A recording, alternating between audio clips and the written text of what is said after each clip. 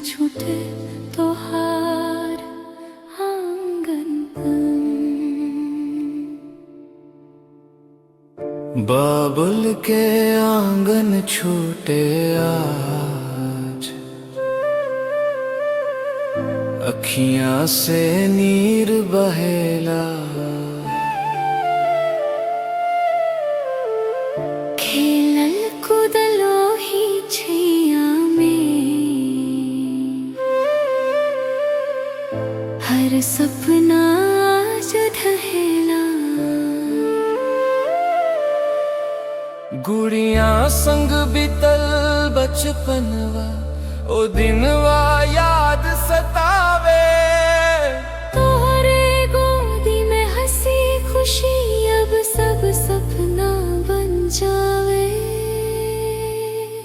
रोवे बाबुल रोवे मैया, रोवे सारा संसार।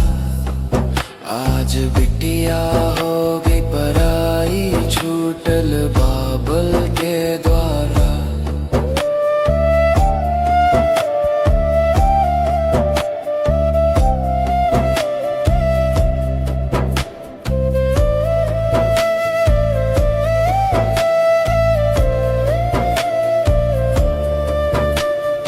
बाबुल की उंगली पकड़ के चलनी, ओ सहारा ना भूलाइब, हर दुख सुख में साथे रहनी।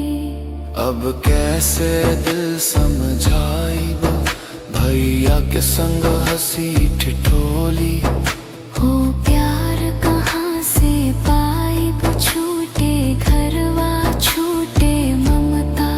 कैसे खुद के समझाइब, डोली में बैठी बिटिया सोचत।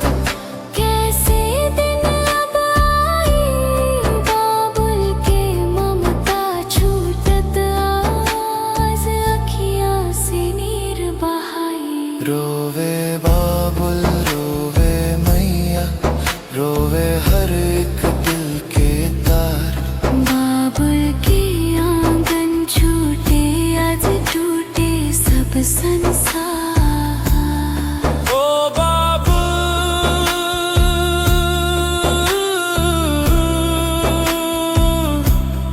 तोहार आंगन